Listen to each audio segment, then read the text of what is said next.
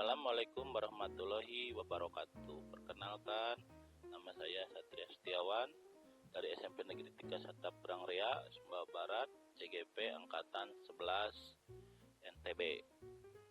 Ingin menyampaikan koneksi antar materi, kesimpulan dan refleksi modul pemikiran Ki Hajar Dewantara.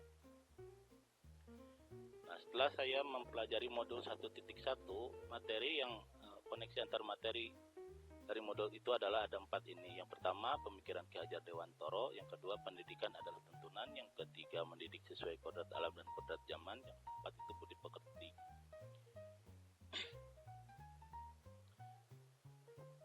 Nah, menurut pemikiran Ki Hajar Dewantara, pengajaran itu dibedakan dengan pendidikan, di mana pengajaran itu tidak lain adalah pendidikan dengan cara memberi ilmu atau yang berfaedah untuk hidup anak-anak, baik lahir maupun batin. Kemudian pendidikan itu memberi tuntunan pada setiap kekuatan kodrat yang dimiliki anak agar ia mampu mencapai keselamatan dan kebahagiaan setinggi-tingginya, baik sebagai individu atau anggota masyarakat. Jadi pengajaran itu hanya berfokus pada kognitif siswa, sedangkan pendidikan berfokus pada afektif siswa atau kemampuan sosial masyarakat siswa dan juga kebudayaannya. Jadi menurut Ki Hajar Dewantara, pendidikan dan pengajaran itu merupakan usaha penyiapan dan penyediaan segala kebutuhan dan kepentingan individu untuk hidup bermasyarakat dan berbudaya dalam arti seluas-luasnya.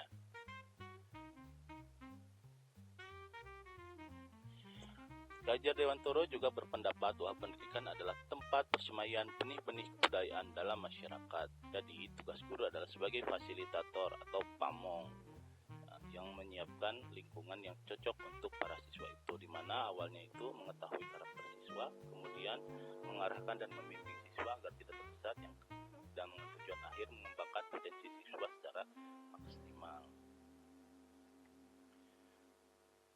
Dengan kata lain, pendidikan menciptakan ruang bagi murid untuk tumbuh agar mampu memuliakan dirinya dan orang lain, yaitu merdeka batin dan menjadi mandiri agar tidak ketergantungan kepada orang lain atau merdeka lahir.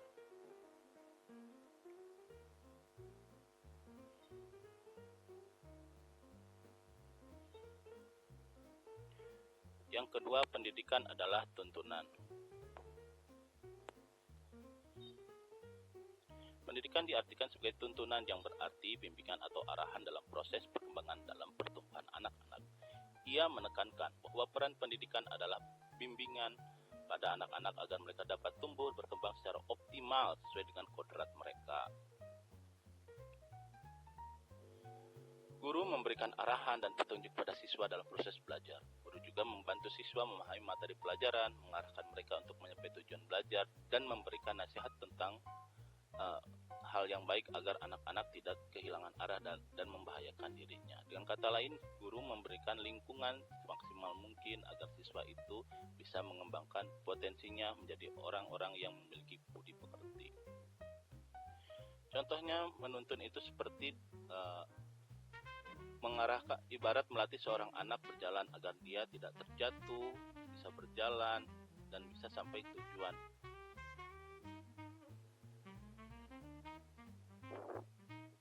Nah, selanjutnya mendidik sesuai kodrat alam dan kodrat zaman. Dalam mendidik siswa, kita harus memperhatikan kodrat alam dan kodrat zaman. Kodrat alam Indonesia terdiri dari ribuan pulau dengan keadaan alam yang berbeda-beda. Jadi dalam mendidik harus memperhatikan keadaan alamnya yang berbeda, karena cara hidup di pegunungan akan berbeda dengan cara hidup di pantai. Yang berarti dalam membekal kecakapan hidup, kita harus menyesuaikan dengan keadaan alam. Misalnya kita mengajarkan siswa yang di pantai itu dengan membekali kecakapan untuk berenang agar dia tidak tenggelam di lingkungannya. Atau ketika di gunung kita memberikan kecakapan untuk membedakan makanan-makanan yang beracun, misalnya jamur dan yang lainnya, agar siswa itu bisa bertahan hidup di pergunungan. Atau memberikan kecakapan yang sesuai, misalnya kalau di pantai mengajari tentang hal-hal yang berhubungan dengan nelayan, yang di gunung mengajari hal-hal yang berhubungan dengan pertanian.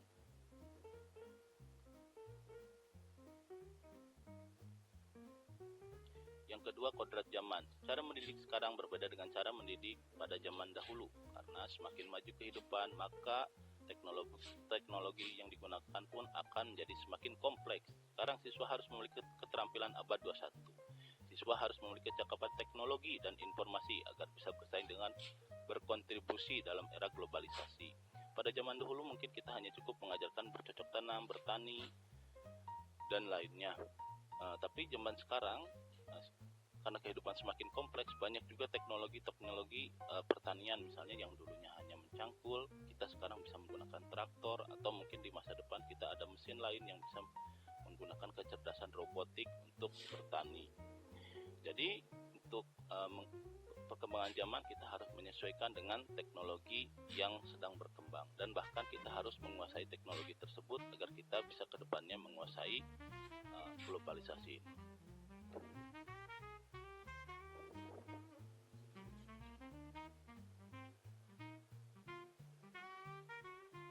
Yang terakhir itu budi pekerti.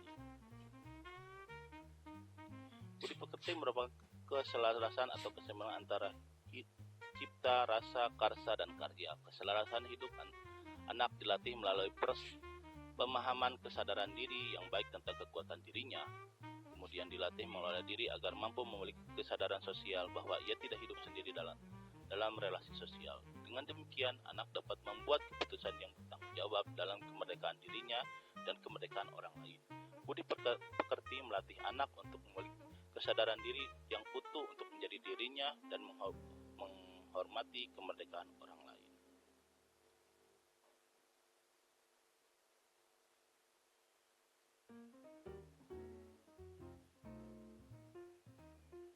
Menurut Ki Hajar Dewantara, budi pekerti atau watak atau karakter merupakan perpaduan antara gerak pikiran, perasaan, dan kehendak atau kemauan sehingga menimbulkan tenaga. Budi pekerti juga dapat diartikan sebagai perpaduan antara cipta atau kognitif, karsa atau afektif sehingga menciptakan karya atau psikomotor.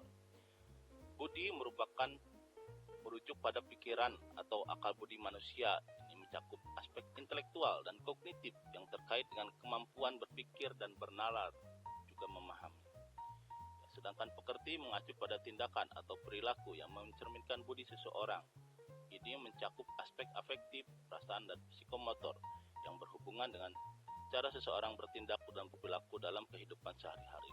Jadi budi itu lebih pada penguasaan materi atau misalnya kognitif siswa, yang sedangkan pekerti itu lebih ke afektif atau rasa empati, budaya, kemudian kehidupan sosial, dan juga psikomotor atau tindakan dari siswa.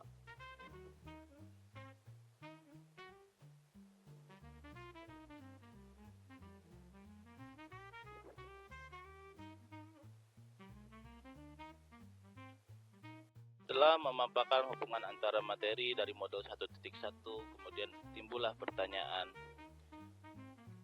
Pertanyaan pertama adalah apa yang Anda percaya tentang murid dan pembelajaran di kelas sebelum Anda mempelajari modul 1.1. Yang pertama, pembelajaran itu harus berpusat pada materi karena dalam kurikulum itu ada yang namanya KI dan KD, yaitu adalah kompetensi dasar yang harus dimiliki siswa setelah mengalami pembelajaran. Yang kedua, pembelajaran harus menyenangkan tanpa harus bermakna. Jadi sebelumnya saya berpendapat bahwa pembelajaran itu harus menyenangkan agar siswa-siswa itu tertarik untuk mengikuti pembelajaran. Yang ketiga, kompetensi siswa harus sama semuanya, disamakan sesuai dengan KKM. Jadi kalau tidak memenuhi KKM, siswa dinyatakan tidak mencukupi kompetensinya untuk melanjutkan ke pembelajaran berikutnya. Jadi akan dilaksanakan remedial. Kemudian pertanyaan kedua, apa yang berubah dari pemikiran atau perilaku Anda setelah mempelajari modul ini? Pertama, pendidikan yang berpusat pada siswa yang melihat potensi dan bakatnya. Jadi kita harus melihat siswa itu memiliki potensi, bakat, dan minatnya. Jadi kita harus memperhatikan itu untuk memberikan materi atau pelajaran kepada siswa. Yang kedua, pendidikan yang menuntun sebagai fasilitator. Jadi pendidikan itu kita memaksimalkannya dengan cara memberikan lingkungan yang maksimal atau yang baik untuk siswa agar mereka bisa berkembang semaksimal mungkin dan memberikan ruang kepada mereka untuk berpendapat dan memahami materi yang bermakna. Yang ketiga, kompetensi siswa harus menyesuaikan dengan kodrat alam dan kodrat zamannya. Jadi dalam memberikan materi itu kita harus menyesuaikan dengan kodrat alam atau lingkungannya dan kodrat zamannya atau perkembangan zaman. Nah, kodrat alam itu berfungsi agar siswa itu bisa menyesuaikan dengan lingkungannya. Jadi kita memberikan kompetensi-kompetensi yang berguna untuk bertahan hidup di lingkungannya dan berguna untuk kompetensi menyesuaikan dengan zamannya agar dia tidak ketinggalan dalam bersosialisasi di perubahan zaman atau globalisasi. Yang pertanyaan ketiga, apa yang dapat segera Anda terapkan agar pembelajaran lebih baik dan mencerminkan pemikiran Ki Hajar Dewantara? Yang pertama, itu diawali penilaian diagnostik untuk melihat minat dan bakat siswa. Itu kemudian dirancang pembelajaran yang sesuai dengan hasil diagnostik tersebut. Kedua, pembelajaran yang menyenangkan dengan metode yang sesuai dengan student center. Jadi menjadikan siswa sebagai subjek pembelajar di mana memaksimalkan pengalaman mereka untuk memahami sesuatu. Yang ketiga, menerapkan pembelajaran abad 21, kritis, kreatif, komunikatif, dan kolaboratif. Karena perkembangan zaman atau kodrat zaman sudah berubah, maka kompetensi yang wajib dimiliki mereka adalah pembelajaran abad 21 karena mereka harus memiliki kemampuan abad 21, yaitu menguasai teknologi dan informasi. Yang keempat, pembelajaran tidak lagi menuntut tapi menuntun. Jadi kita dalam mengajari itu tidak hanya menyuruh siswa tapi bisa menuntun. Seperti dengan kata Ki Hajar Dewantara, ing ngarso sung tulodo atau menjadi teladan, ing madyo mangun karso yang di tengah kita mendukung, tutwuri handayani di belakang kita mendorong atau membantu siswa. Yang kelima, mengenali karakter dengan menjalin komunikasi yang baik. Nah, kita harus mengenali karakter siswa masing-masing dengan menjalin komunikasi karena setiap siswa pasti memiliki masalah yang berbeda. Dengan menjalin komunikasi, kita bisa mengenali masalah-masalah mereka dan bisa membantu menyelesaikan masalah-masalah mereka agar mereka lebih fokus dalam belajar dan bisa menyelesaikan kompetensi mereka sesuai dengan kodrat alam dan kodrat zamannya secara maksimal.